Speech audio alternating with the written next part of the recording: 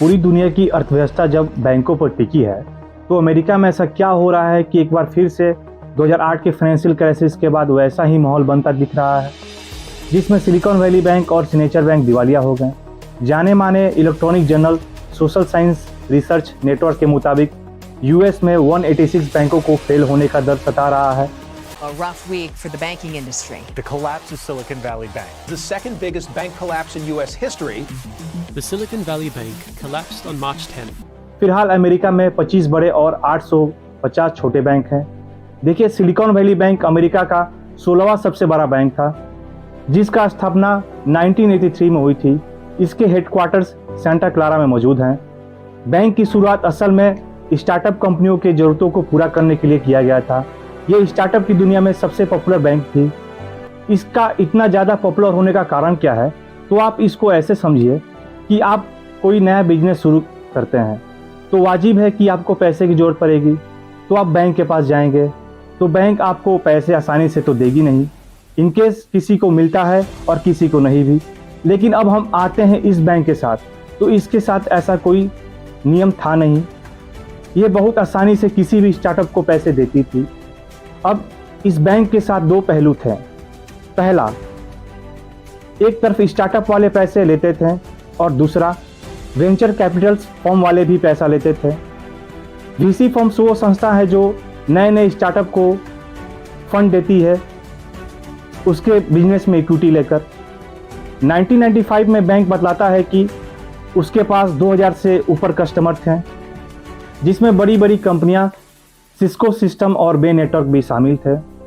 यहाँ तक कि बैंक को 2008 के फाइनेंशियल क्राइसिस के टाइम पर troubled asset relief program TARP के तहत पसंदीदा स्टॉक और वारंट के बदले फेडरल गवर्नमेंट से $235 मिलियन का इन्वेस्टमेंट मिलता है।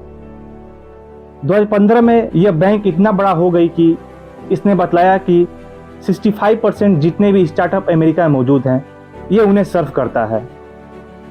अब हम बैंक के डिपॉजिट के बारे में बात करें तो 2017 में टोटल डिपॉजिट $44 बिलियन थी, जो 2021 आते आते $189 बिलियन तक पहुंच गया। लेकिन यहाँ पर सोचने वाली बात है कि 2017 से 2021 के बीच में बैंक ऐसा क्या करती है कि इसका इतना ग्रोथ तेजी से बढ़ता है।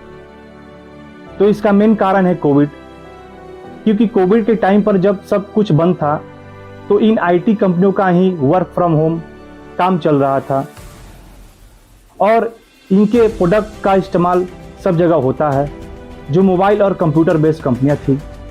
इसी वजह से बड़े बड़े कंपनियां और इन्वेस्टर्स इन IT कंपनियों में पैसा लगाते गए, जिससे इन कंपनियों का ग्रोथ बहुत तेज़ी से हुआ। और यही कारण है कि साल 2021 के टाइम में ये स्टार्टअप कंपनियों ने बहुत ज़्यादा पैसा रेज किया, जो पिछले सालों से डबल था। अब हम मेन टॉपिक पे आते हैं। जब इतना सारा पैसा इन IT कंपनियों के पास आ रहा था, तो वाजिब है कि ये इन पैसों को कहीं डिपॉजिट करेंगे। तो इनका पहला प्रेफरेंस सिलिकॉन वैली बैंक होता है, जिसमें ये पैसों को डिपॉजिट कर देगा। इसी वजह से बैंक का ग्रोथ भी बहुत तेज़ी से बढ़ा। अब आप सोच रहे होंगे कि जब सारा चीज़ सही से चल रहा था, तो बैंक डूबा कैसे? तो ये आपको आगे पता चलेगा। बैंक के बारे में डिस्कस करने से पहले आप समझ लें कि बैंक पैसा कमाती कैसे है। तो बैंक पैसा दो प्रकार से कमाती है। पहला, लोन देकर, दूसरा इन्वेस्ट करके। बैंक के पास को देखें तो जिस बैंक ने साल 2017 में 23 बिलियन लोन दी, वो सिर्फ 2021 में $66 बिलियन लोन देती है, जिसका मतलब कि बैंक ज़्यादा लोन नहीं दे पा रहा था। तो बैंक पैसों को US बॉन्ड्स, कॉर्पोरेट बॉन्ड्स और MBS में इन्वेस्ट कर दी, जिससे उस टाइम पर बैंक को प्रॉफिट भी अच्छा होता है। लेकिन कोविड जैसे ही ख़त्म होता है, पूरे दुनिया पर महंगाई का बोझ बढ़ जाता है, जिसमें US पर भी इसका असर पड़ता है। और महंगाई को कंट्रोल करने के लिए फेड लगातार ब्याज दर बढ़ाती गई। जो ब्याज दर कोविड के टाइम 1% से नीचे थी, अब वो बढ़कर 4.5% से ऊपर हो गई। देखिए, बैंक के साथ यहाँ पर धोखा हो जाता है। उसको लगता था कि ब्याज दर बढ़ेगा नहीं, लेकिन जस्ट अपोजिट हो गया। जैसे ही ब्याज दर बढ़ता है, बैंक को बॉन्ड में घाटा होने लगता है। आप इसको ऐसे समझिए, जैसे ही बॉन्ड प्राइस बढ़ता है, इंटरेस्ट रेट नीचे गिरने लगता है, जबकि बैंक सिर्फ बॉन्ड्स में ही $128 मिलियन इन्वेस्ट कर रखी थी। आपको पता होना चाहिए कि इंडिया में भी जो रेपो रेट 4% कोविड के टाइम था, उसको बढ़ाकर 6% से ऊपर कर दिया गया। लेकिन पिछले 1-1.5 सालों से स्टार्टअप अच्छा परफॉर्म नहीं कर रहे थे, इनके स्टॉक लगातार गिर रहे थे, जिसके बाद इनको पैसों की ज़रूरत पड़ती है। मार्केट में ऐसे ही ब्याज दर बढ़े हुए थे, तो वे बाहर से पैसे ले नहीं सकते थे, तो ये सब कंपनियां सिलिकॉन वैली बैंक से अपना डिपॉजिट विड्रॉ करने लगे। अब बैंक को यहाँ दिक्कतों का सामना करना पड़ा, क्योंकि बैंक ने तो पैसों को बॉन्ड्स में इन्वेस्ट कर रखा था, जिसमें उसको पहले से ही घाटा हो रहा था, लेकिन फिर भी अपने कस्टमर को फुलफिल करने के लिए घाटे में ही $21 बिलियन का बॉन्ड बेच देती है, जिसमें बैंक को $1.8 बिलियन का घाटा होता है।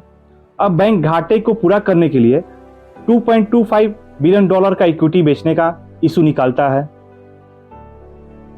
जैसे ही 8 मार्च को बैंक अपने सारे घटनाक्रम को बतलाता है, तो देखिए बैंक यहीं पर बहुत बड़ी गलती कर देती है।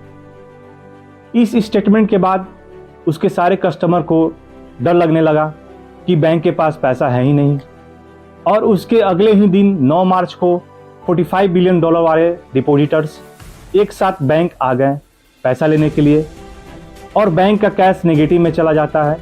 इसका मतलब बैंक दिवालिया हो गई, उसके पास कस्टमर को देने के लिए पैसे नहीं होते हैं, जिसके बाद बैंक के स्टॉक 60% तक गिर गए। 10 मार्च को बैंक बंद हो जाता है और इसका control FDIC federal deposit insurance corporation ले लेता है। अब देखिए बैंक के डूबने से 2 हफ्ते पहले ही फोर्ब्स ने एनुअल रैंकिंग में बेस्ट बैंक इन अमेरिका का दर्जा दिया था। सिलिकॉन वैली बैंक के US में टोटल 17 ब्रांच थे और 65,000 स्टार्टअप बैंक के कस्टमर थे। इस बैंक के डूबने से US के बाजारों पर यह इम्पैक्ट पड़ा कि तकरीबन $200 बिलियन जो इस बैंक की वैल्यू थी, उससे ज़्यादा मार्केट कैप का वैल्यू डूब गए। बैंक के डूबने से इंडिया के स्टार्टअप में भी असर पड़ेगा, क्योंकि डाटा प्लेटफॉर्म ट्रैक्शन के मुताबिक शादी.com, गेम टू विन, कार वाले और नापटोल एक्सेट्रा इन सभी कंपनियों ने फंडिंग ली है। अब हम दूसरे बैंक की बात करें तो वो सिग्नेचर बैंक है। Signature bank crypto currency friendly bank थी। सिलिकॉन वैली बैंक के डूबने के बाद इस बैंक के कस्टमर भी अपना पैसा निकालना शुरू कर देते हैं, जिससे बैंक रन का शिकार हो जाता है। बैंक रन का मतलब जब पैसा डूबने के डर से कस्टमर बैंक से अपना पैसा निकालने के लिए एक साथ जुट जाते हैं और बैंक पर दबाव बढ़ने लगता है, तो इसे बैंक रन की स्थिति कहते हैं। और साथ ही बैंक के शेयर में 20% तक की गिरावट आ गई, जिसके बाद FDIC इसे भी अपने कंट्रोल में ले लेती है और इसके सभी ऑपरेशन को बंद कर देती है। US के इस संकट को देखते हुए 13 मार्च 2023 को जो बाइडेन प्रेस कॉन्फ्रेंस में बोलते हैं, US banking system is safe, सबका पैसा सुरक्षित है। I want to briefly speak about what's happening in Silicon Valley Bank and Signature Bank. Today, thanks to the quick action of my administration over the past few days, Americans can have confidence that the banking system is safe. Your deposits will be there when you need them. और उसी दिन FDIC भी press conference के माध्यम से announce किया कि silicon valley bank के सारे डिपॉजिटर्स और संपत्तियों को नए सिलिकॉन वैली ब्रिज बैंक में ट्रांसफ़र कर दिया गया है और सारा लेन देन वहीं से होगा। 13 मार्च 2023 को सिलिकॉन वैली बैंक की parent company SVB financial group bankruptcy के लिए चैप्टर 11 फाइल करती है।